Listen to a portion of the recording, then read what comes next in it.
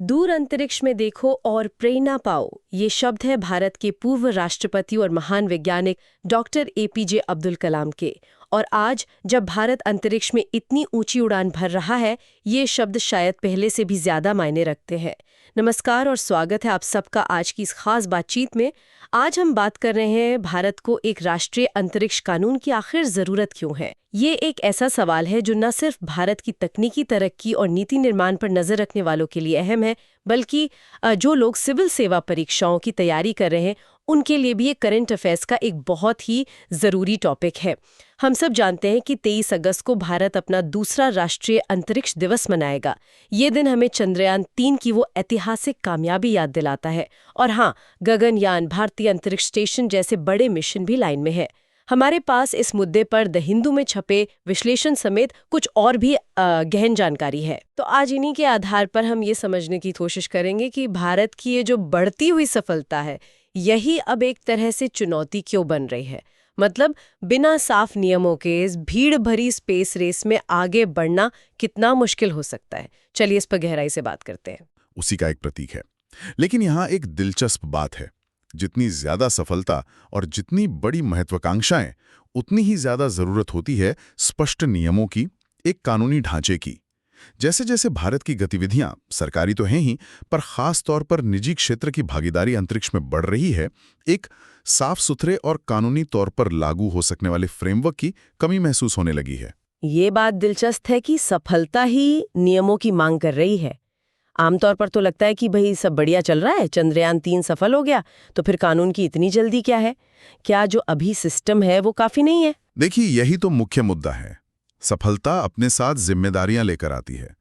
भारत ने 1967 की बाहरी अंतरिक्ष संधि यानी आउटर स्पेस ट्रीटी और संयुक्त राष्ट्र के कई दूसरे समझौतों पर दस्तखत किए हैं। ये संधियां कुछ बुनियादी उसूल तय करती हैं, जैसे कि अंतरिक्ष का इस्तेमाल शांतिपूर्ण मकसूदों के लिए हो, हर देश अपनी राष्ट्रीय अंतरिक्ष गतिविधियों के लिए जिम्मेदार होगा, और अगर किसी गतिविधि से मान लीजिए कोई नुकसान होता है तो उसकी देनदारी भी उसी देश की होगी।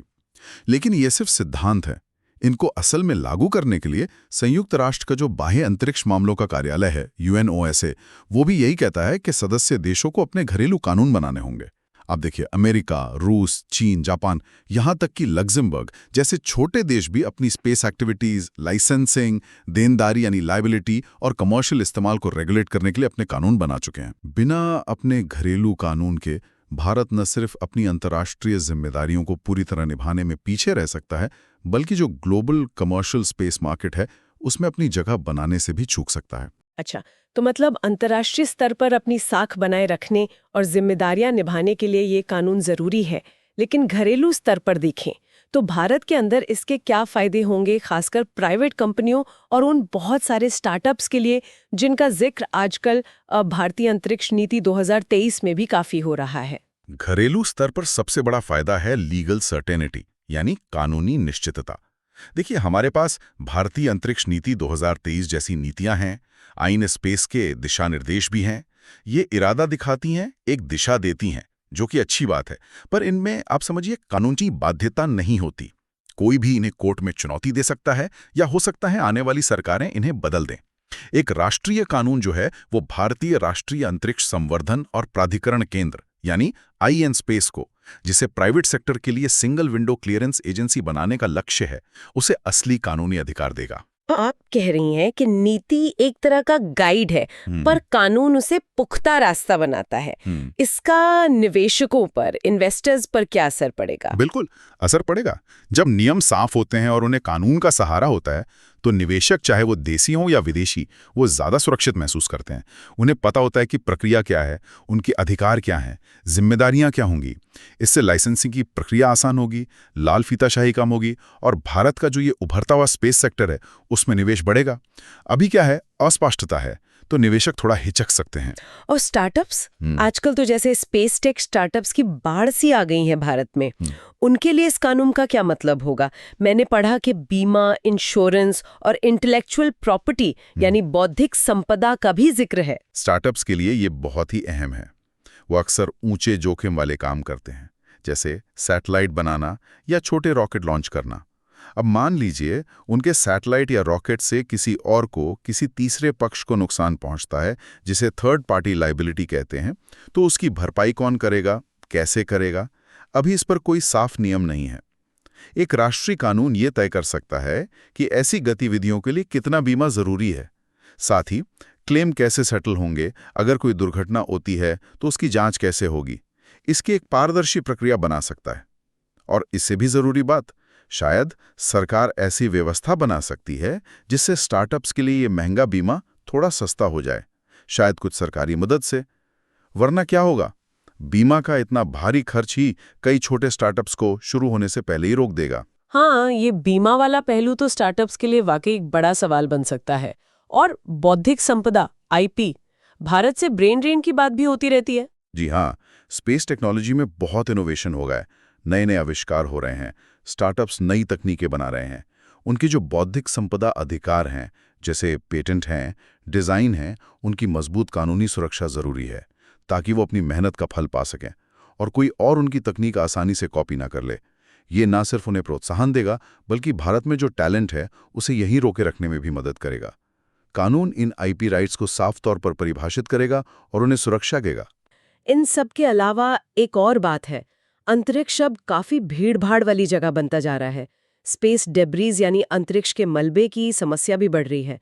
क्या ये जो कानून बनाने की बात हो रही है, उसमें इस पहलू पर भी ध्यान दिया जाएगा? निश्चित रूप से ये एक बहुत बड़ी चिंता का विषय है। एक व्यापक कानून सुरक्षा के मानक तय कर सकता है, जैसे सैटेलाइट को कैसे डिजाइन किया जाए ताकि वो अपना मिशन पूरा होने के बाद कम से कम मलबा छोड़े, या उसे ऑर्बिट से सुरक्षित रूप से हटाया जा सके। कानून स्पेस डेब्रिस को ट्रैक करने और उसे कम करने के नियम बना सकता है। अगर कोई दुर्घटना होती है, टक्कर होती है, तो क्या कदम उठाए जाएंगे, उसकी प्रक्रियाएं तय कर सकता है। ये सब अंतरिक्ष के जिम्मेदार और सस्टेनेबल यानी टिकाऊ इस्तेमाल के लिए बहुत जरूरी हैं, ताकि आने वाली पीढ़ियों के लिए भी अंतरिक्ष एक सुरक्षित जगह बनी रहे। हम नहीं चाहेंगे कि भारत को अंतरिक्ष में कचरा फैलाने वाले देश के तौर पर जाना जाए, है ना? बिल्कुल। ठीक है, तो ज़रूरत तो साफ नज़र आ रही है। अंतर्राष्ट्रीय जिम्मेदारी निभानी है, देश में क्लैरिटी लानी है, निवेश बढ़ाना है, स्टार्टअप्स का भविष्य देखना है, सुरक्षा और स्थिरता भी ज़रूरी है। लेकिन हमारे पास भारतीय अंतरिक्ष नीति 2023 तो है ही। उसमें ISRO, new space India limited, NSIL, in space और अंतरिक्ष विभाग DOS की भूमिकाएं काफ़ी साफ-साफ बताई गई हैं। जैसे इसरो अब मुख्य रूप से R&D पर फोकस करेगा, NSIL टेक्नोलॉजी को मार्केट करेगा और आयन स्पेस प्राइवेट सेक्टर के लिए रेगुलेटर और प्रमोटर का काम करेगा। तो क्या ये नीति ही काफ़ी नहीं है अगर इसे ठीक से लागू कर दिया जाए? देखिए, ये नीति एक बहुत महत्वपूर्ण कदम है, इसमें कोई शक नहीं है। इसने भूमिकाओं को स्पष्ट किया है जो पहले थोड़ी धुंधली थीं। लेकिन जैसा मैंने पहले भी कहा, नीति और कानून में एक बुनियादी फर्क होता है। नीति सरकार की मंशा दिखाती है, एक रोड मैप देती है, पर उसे कानूनी ताकत नहीं मिलती। उसे अदालत में चुनौती दी जा सकती है। INS स्पेस जैसी संस्था, जिसे इतनी बड़ी जिम्मेदारी दी जा रही है, अगर वो सिर्फ एग्जीक्यूटिव ऑर्डर्स पर काम करेगी तो उसकी स्थिति थोड़ी कमजोर रहेगी। निवेशक ऐसी संस्था पर पूरा भरोसा कैसे करेंगे जिसके फैसलों को कभी भी कानूनी चुनौती मिल सकती है? कानून INS स्पेस को वो जरूरी विधायी समर्थन, लेजिस्लेटिव बैकिंग देगा। समझ गए। मतलब नीति नींव तो रख देती है, पर कानून उस पर एक मजबूत इमारत खड़ी करता है जिसे आसानी से हिलाया ना जा सके। तो अगर ये कानून नहीं बनता है तो अभी क्या चुनौतियां हैं जिनका सामना भारत कर रहा है या आगे कर सकता है? आपने नियामक बाधाओं, रेगुलेटरी हर्डल्स का जिक्र किया था। हाँ, ये एक बड़ी समस्या है। अभी अंतरिक्ष से जुड़ी किसी परियोजना के लिए, खासकर सैटेलाइट कम्युनिकेशन जैसी परियोजनाओं के लिए, कई दरवाजे खटखटाने पड़ते हैं। दूरसंचार विभाग यानी डॉट है, अंतरिक्ष विभाग DOS है, रक्षा मंत्रालय है, वाणिज्य मंत्रालय है। सबसे अलग अलग मंजूरियां लेनी पड़ती हैं। इसमें दोहराव भी होता है और देरी भी बहुत होती है। INS स्पेस को सिंगल विंडो बनाने का इरादा तो बहुत अच्छा है, पर बिना कानूनी अधिकार के वो दूसरे मंत्रालयों पर कितना दबाव बना पाएगा, ये देखने वाली बात होगी। एक कानून सभी संबंधित एजेंसियों के बीच तालमेल और उनके अधिकार क्षेत्रों को स्पष्ट कर सकता है। आपने पहले लायबिलिटी यानी देनदारी का भी जिक्र किया था। बाहरी अंतरिक्ष संधि के तहत भारत सरकार अंतर्राष्ट्रीय स्तर पर जिम्मेदार है, भले ही लॉन्च कोई प्राइवेट कंपनी करे। इसका निजी कंपनियों पर क्या असर पड़ता है? असर बहुत बड़ा पड़ता है, क्योंकि अंतर्राष्ट्रीय जिम्मेदारी सरकार की है, इसलिए सरकार ये चाहेगी कि कोई भी निजी कंपनी जो लॉन्च कर रही है वो बहुत भारी भरकम बीमा ले, ताकि अगर कोई गड़बड़ हो जाए, कोई हादसा हो जाए तो सरकार पर बोझ ना आए। ये बीमा इतना महंगा हो सकता है कि छोटे स्टार्टअप्स के लिए एक बहुत बड़ी एंट्री बैरियर यानी प्रवेश बाधा बन जाता है। एक स्पष्ट कानून ये तय कर सकता है कि देनदारी की सीमा क्या होगी, लायबिलिटी कैप कितना होगा, बीमा की जरूरतें कितनी होंगी और सरकार तथा निजी कंपनी के बीच जोखिम का बंटवारा कैसे होगा। इससे स्टार्टअप्स के लिए रास्ता आसान होगा। ये तो वाकई चिंता की बात है कि बीमा जैसी चीज ही इनोवेशन को रोक सकती है। और कौन सी चुनौतियां हैं? प्रत्यक्ष विदेशी निवेश एफडीआई की बात थी, साइबर सुरक्षा और यहाँ तक कि जलवायु परिवर्तन के जोखिमों का भी जिक्र था। जी हाँ, एफडीआई के नियमों में हाल में ढील तो दी गई है, पर अब भी कुछ संवेदनशील क्षेत्र हैं जैसे सैटेलाइट बनाना, उनमें सीमाएं हैं और प्रक्रिया में पूरी तरह स्पष्टता नहीं है। इससे विदेशी निवेशक हिचक सकते हैं, जबकि दूसरे देश ज्यादा खुली नीतियां ला रहे हैं। फिर साइबर सुरक्षा का खतरा तो है ही, सैटेलाइट को हैक करना, जीपीएस सिग्नल में गड़बड़ी करना, जिसे स्पूफिंग कहते हैं, मतलब नकली सिग्नल भेजना, या अंतरिक्ष से जासूसी करना। भारत के पास अभी एक समर्पित स्पेस साइबर सुरक्षा कमांड नहीं है। ये हमारी राष्ट्रीय सुरक्षा और जरूरी सैटेलाइट्स के लिए एक बड़ा जोखिम है। और जलवायु परिवर्तन, हमारे मुख्य लॉन्च पैड जैसे श्रीहरिकोटा वो तट पर हैं, समंदर का जल स्तर बढ़ रहा है, तूफान ज्यादा आ रहे हैं, उनसे इन महत्वपूर्ण साइट्स को खतरा है। अभी इन साइट्स की सुरक्षा के लिए क्लाइमेट एडेप्टेशन मेजर्स यानी जलवायु अनुकूलन के उपायों की कोई कानूनी जरूरत नहीं तय की गई है। साथ ही अंतरिक्ष में अपनी सामरिक और सैन्य क्षमताओं को विकसित करने में भी कानूनी स्पष्टता की कमी एक बाधा बन सकती है। आगे का रास्ता क्या है? इन चुनौतियों से निपटने के लिए स्रोतों में क्या ठोस कदम सुझाए गए हैं? सबसे पहला और सबसे जरूरी कदम तो यही है, एक व्यापक राष्ट्रीय अंतरिक्ष कानून बनाना। ये कानून अंतर्राष्ट्रीय संधियों के मुताबिक हो, सरकारी और निजी संस्थाओं की भूमिकाओं और जिम्मेदारियों को साफ तौर पर बताए और देनदारी यानी लायबिलिटी के नियमों को स्पष्ट करें। इसमें लाइसेंसिंग, निगरानी, बीमा और अगर कोई विवाद होता है तो उसके समाधान की प्रक्रियाएं शामिल होनी चाहिए। दूसरा, निजी क्षेत्र की भागीदारी को और आसान बनाना।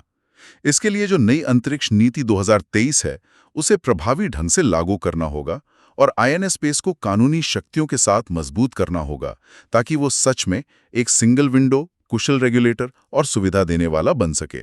ये तो हुई रेगुलेशन और कानूनी ढांचे की बात, लेकिन वो जो अंतरिक्ष यातायात प्रबंधन, स्पेस ट्रैफिक मैनेजमेंट (STM) और मलबे की समस्या है, उसके लिए क्या ठोस उपाय सुझाए गए हैं? ये तो एक ग्लोबल प्रॉब्लम है, भारत अकेले इसमें क्या कर सकता है? हाँ, ये ग्लोबल प्रॉब्लम है और भारत अकेले सब कुछ नहीं कर सकता, लेकिन अपनी जिम्मेदारी निभा सकता है और दुनिया को रास्ता भी दिखा सकता है। हमें एक स्वतंत्र और असरदार STM सिस्टम बनाने की जरूरत है, जो अंतरिक्ष में घूम रही हजारों चीजों और मलबे के टुकड़ों पर नजर रखे और टक्करों को रोकने में मदद करे।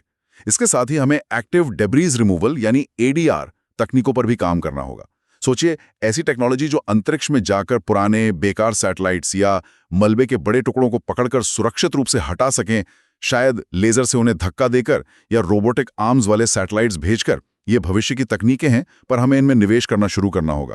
और हाँ, इस वैश्विक समस्या के हल के लिए UNOSA और IDAC जैसे मंचों पर अंतर्राष्ट्रीय सहयोग बढ़ाना भी उतना ही जरूरी है। और साइबर सुरक्षा, जिसकी चिंता लगातार बढ़ रही है, उसके लिए भी ठोस कदम उठाने होंगे। एक सुझाव यह है कि इसरो और DRDO के तहत एक समर्पित स्पेस साइबर सुरक्षा कमांड बनाया जाए। साथ ही हमें अपने सैटेलाइट्स को हैकिंग और दूसरे खतरों से बचाने के लिए एडवांस टेक्नोलॉजी का इस्तेमाल करना होगा, जैसे क्वांटम एन्क्रिप्शन जो बहुत सुरक्षित माना जाता है, आर्टिफिशियल इंटेलिजेंस यानी AI पर आधारित सिस्टम जो किसी भी गड़बड़ी का तुरंत पता लगा सकें, और सैटेलाइट्स के लिए मजबूत फायरवॉल।